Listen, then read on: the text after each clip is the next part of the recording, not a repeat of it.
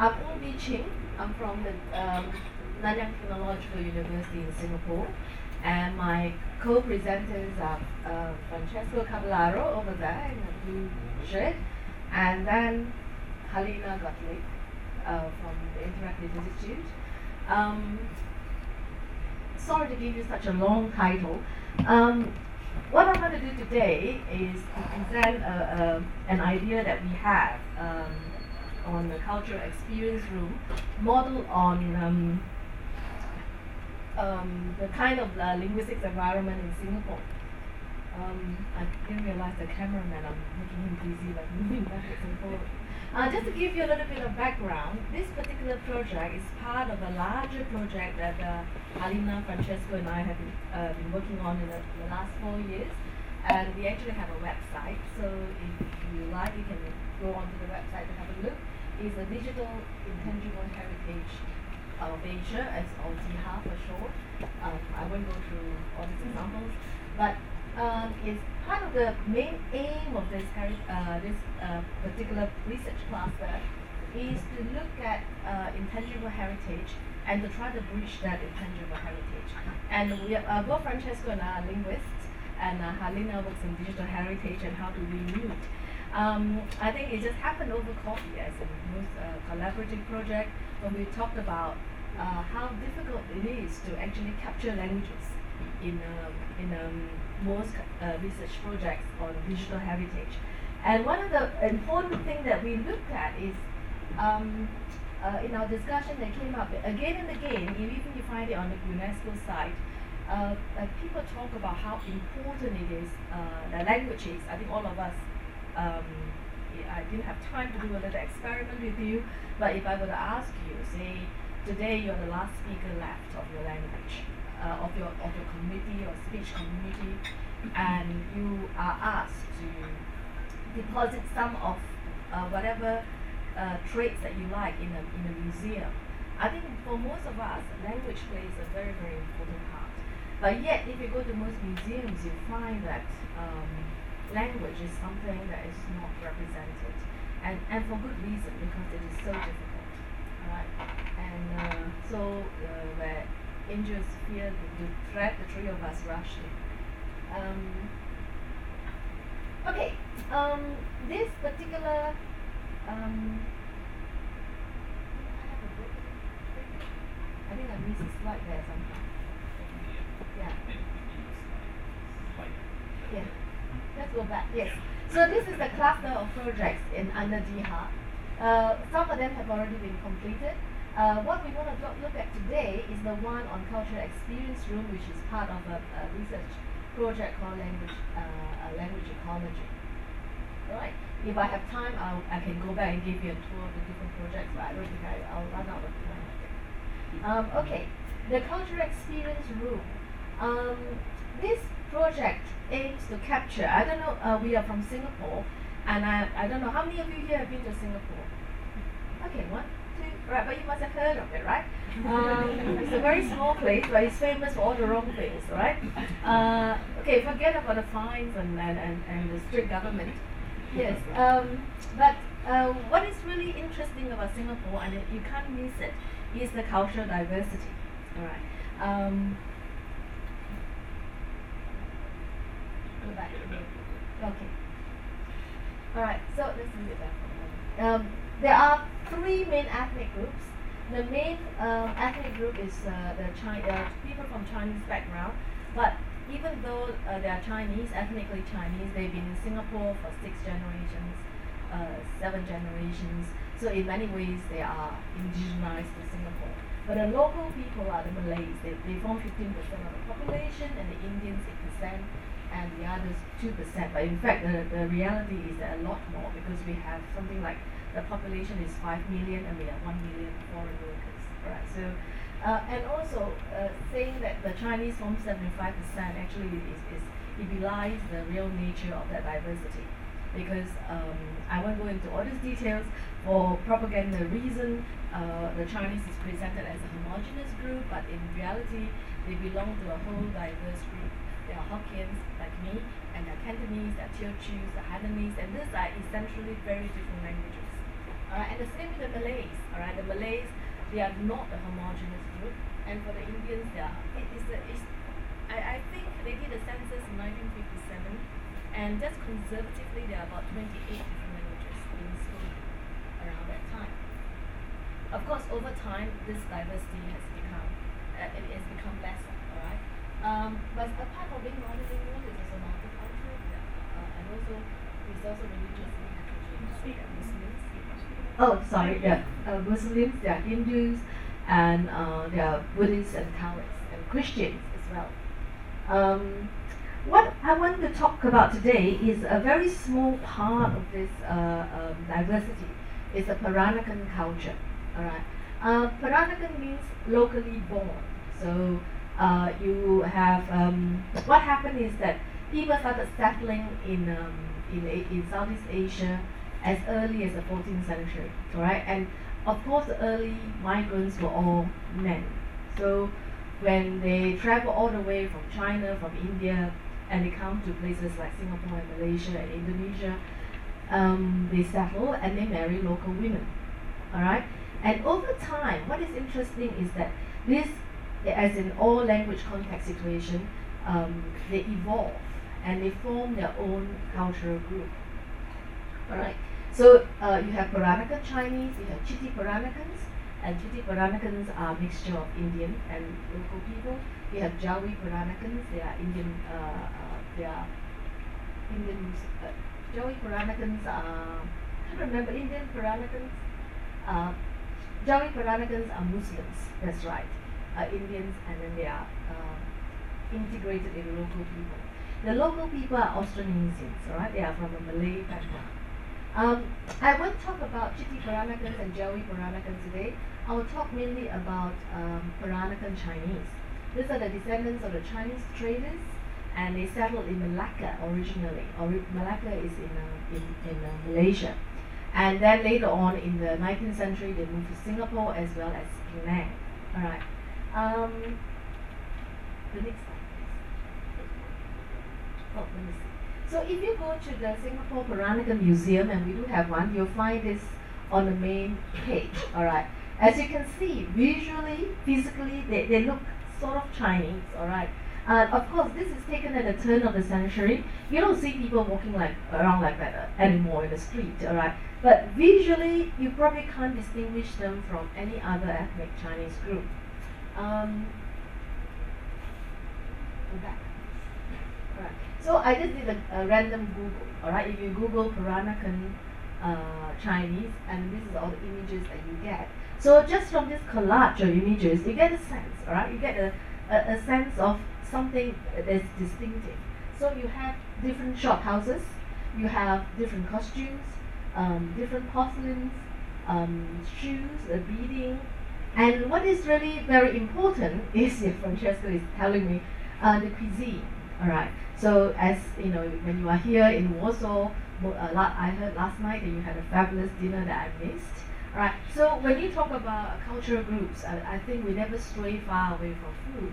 And the same, I mean, those of you who've been to Singapore, you may not have been to the Peranakan Museum, but there's one thing for sure that you have tried, all right? You have tried Peranakan food, okay?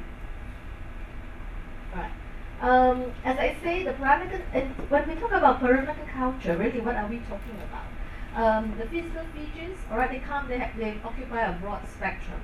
Some of them sort of look like indigenous Malays. Most of them look Chinese, in terms of the look. Attire, all right, they do have their ritualistic costumes. So a kabaya, I was going to turn up in a kabaya today, but I think it's too cold. All right, and they don't come in wool. So they have, for the women especially, special embroideries and cuisine. And the most distinctive part, if you ask most Peranakan speakers, is the language. All right. This language, though, is disappearing, unfortunately. So I will give you some statistics. I think now we only have from the last census in 1960, where you have about 10,000 speakers. We now only have about 500 fluent speakers left. And in fact, I was told that the real number is a lot lower. Alright? So basically this is a language under threat, and then all of us know that once the language disappears, what follows? Alright? The culture, sort of, I mean, we know from past track record, that language is the first inroads that is made when there's cultural loss. Alright. And this language is actually a very interesting blend of Hokkien, which is a Southern Min language, and Malay and Austronesian language. So it's actually not Malay, and it's actually not Hokkien, but it's actually a new pidgin, alright? And the Peranakan Malays, this is how they look like when they dress up for a party, alright? So they wear sarongs, and then the top part is called kebaya, alright? So, and the men often wear a mishmash of, they just don't look as nice as the women anyway. But really in real life, this is what they look like, right? So they look just like any one of us. And I'll let you listen to a sample of the language. The speakers are not connected, so I don't know whether let's try. But let's try. Let's see whether all fine.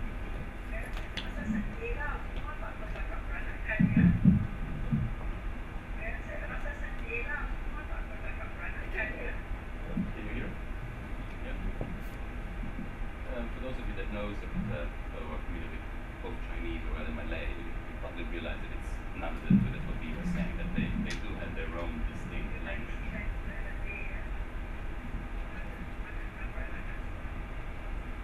And as you can see from the speaker that we have the photograph of, they're quite elderly now. The only speakers left are very old. Yes, and in fact she's already not a fluent speaker anymore. This is taken from a really long interview. She was interviewed together with her brother, who is a much fluent speaker compared to her, and he corrected her all throughout the interview and lamented that she just is not a good speaker as a typical Peranakan speaker. Okay, so how do we represent this particular cultural group? So in Singapore, there's a museum called the Singapore Peranakan Museum, and there's also the Asian Civilization Museum, and then there's private galleries. And surprisingly, I'm going to show you a picture of some restaurants, and this private galleries and the restaurant often do a very, very good job. In some sense, it does a much more interactive, better job than traditional memory institutions. This is the Peranakan Museum. It's housed in a really lovely building, alright? And I won't go through all this because it just takes too much time. But basically, it's very traditional. So you go in, there are different galleries. There's one that shows a living room, one that shows the bedroom, one that shows the kitchen. There are about 10 galleries, and then there are four interactive tasks. I mean, I won't have time to show you. But one of the main ones to do with language is to have someone calling home, all right?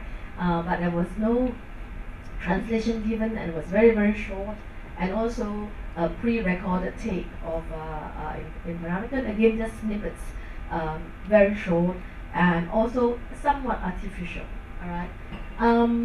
So if you, this is some of the pictures of the different kind of display. This is from the museum, not from the museum, from the restaurant that we go to. It's called True Blue. If you've ever been in Singapore, it actually offers one of the best Peranakan food. Once you go into the restaurant, you see artifacts, and the restaurant is also housed in a typical Peranakan house. And it's like a gallery of a lot of craft work, and it's probably one of the better examples I've seen of a private person trying to depict a particular culture. Alright. But if we look at the language elements in all these different configurations, you'll find that the language representation is minimal. Alright, they don't exist almost at all. Or if they do, it's often a misrepresentation. Alright, it doesn't tell you about the viability of the language. It doesn't tell you that the whole culture is under threat or that it's fragile. So in some sense, already when you look at these museums, there is already a kind of acceptance that this is the culture that is going to disappear. Okay. Can I take 5 minutes from the discussion time? Okay. This is our proposal. All right. This proposal tries to bridge both tangible and intangible heritage. So you have objects on this part, and then you have dances and festivals. You have cuisines, and you have languages, narratives, and songs. I probably won't have time to go through exactly how it's done, but what we want to do here is use a system of mixed modalities, using virtual realities as well as real life objects, and then embedding all of that in language. All right, getting people to tell a narrative. And what we want to do here is achieve an integrated experience, and also from a self-directed perspective. Later on, I hope I'll be able to show you how you can choose as a visitor of this particular exhibition. You can choose to hear the exhibition from a perspective that you want to. So in terms of the oral narratives, you collected it from, we would like to collect, I've done about 2, but we would like to collect it from a whole different array of age groups and gender, including children, and we get them to tell the story. All right, and you can pick any of those characters and then listen to their stories by going through the museum. So it's a multimodal display. All right. And what is important is that all the images and artifacts are contextualized. So they're contextualized within a story that actually tells a script of the culture. All right, and the engagement is very much through language. So you hear the language. All right. What is important here is that we want to capture the 4 different worlds: the Peranakan world, the Malay world, the Hokkien world, the English world. So we are looking at ecology of this contact between these different groups and how this contact actually evolved into a new and a different culture. Okay, so how does it work? It sort of is going to work depend on a team of different researchers, linguists like ourselves, Halina, who work on the digital platform and the design and the research on digital engagement, and historians who will give us information about archaeological digs, and as well as we also have an engineer originally on this team, and I'll tell you what happened to him. Okay, this is designed by the engineer, an electrical engineer, and he was in charge of, in the proposal stage, he was in charge of designing the tracking system, right? And so basically the linguist will be in charge of the language and cultural data collection, and then you have, we also will engage the museum curators, interactive experts and engineers and historians. So it is a teamwork originally in a proposal built on having this group of people coming together, bringing in all their different expertise. All right. I will just very quickly now, since we're out of time, basically just to capture a few things, the essence of what we are trying to do is that we are trying to use novel interfaces, and we embed that in a linguistic context, all right? And we want people to engage with these materials visually, and hopefully through this we will result in research discoveries of tools in interactive media design. And a big innovation in this project is the use of language to contextualize both tangible and intangible heritage, and the use of language to bridge these two. And by using an ethnographic method, which I don't have time to talk about, we involve the people we are trying to curate in this particular study, and we tell the story that they prefer to tell. So it's a bottom-up approach rather than a top-down approach. So in this way, what we are trying to achieve is a shared construction of memory. And we've spoken to the people in the community, and they are very much receptive to this idea, and they are very concerned about the fragility of the cultural heritage, and there are certain aspects that they want to highlight. Okay. So here what we have in this cultural experience room is we have a capsule of what we call super diversity. This is a big buzzword now. People keep talking about super diversity as a modern concept, but in reality, in the 14th century, 700 years ago, we have super diversity. All right, it's nothing modern at all. All right, so I think I'll stop there. Dziękuję.